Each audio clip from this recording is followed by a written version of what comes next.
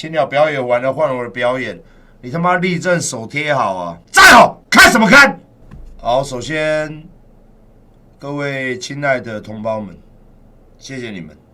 我的公司啊，邮箱也好，健身房电话、电商部电话，我们接到了差不多有50-60通电话，70-80封的这种信，说都可以帮忙馆长来93看阅兵，谢谢你们啊！目前有人在帮忙，但是最终能不能去不知道。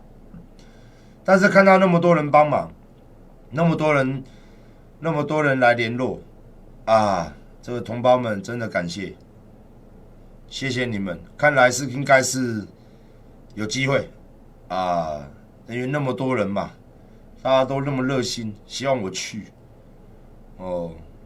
真好我也希望能大开眼界，能把我眼见的事情带回来到台湾，跟大家讲，跟青鸟讲，你这傻逼，你会死的啊！虽然我很讨厌你们这一群禽兽，被洗脑的魔教教徒，但我还是不忍看你们被气化，救一下就没了，我不忍心啊！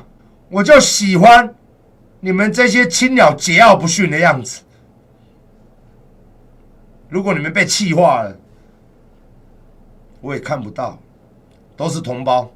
虽然我对你们很不喜欢，但是我就喜欢看到你们那一副桀骜不驯的样子，胡言乱语的模样，还有被我骂的不知所措，不知道该怎么回的那个贱样子。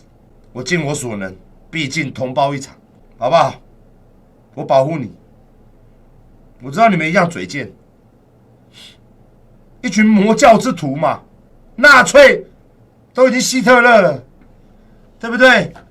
纳粹的族群，冲锋组的魔教组织，纳粹集团没有良心，良心是什么？歼灭中国人，只有台湾人，他们要进行种族清洗啊，这么可怕的我建议，一张机票真的没有多少钱，饭店你也不用订，因为有免费的套餐，俗称3件套，一去到天安门，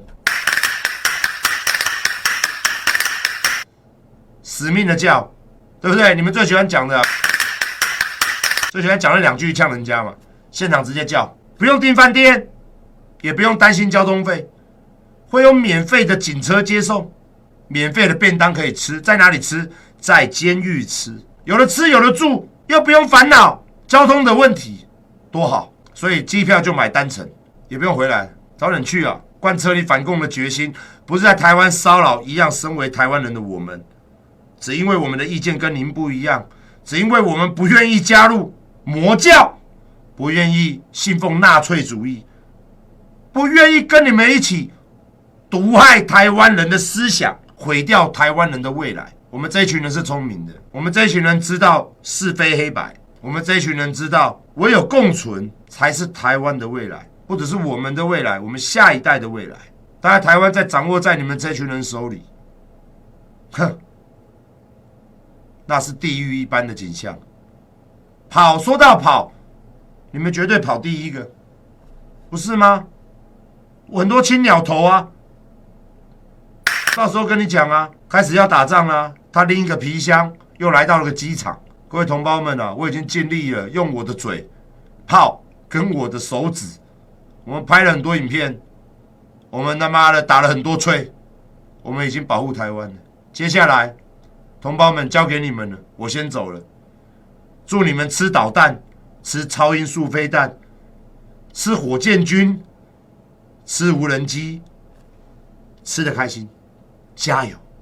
于是乎，他帅气的转身，华丽的转身，拎着那一卡皮箱，帅气的远远的离开，获得了5万赞。台湾呢？台湾啊，将火海一片，森林涂炭，必须是华丽的，必须转身，必须华丽。我甚至严重怀疑他妈的重拍了3次。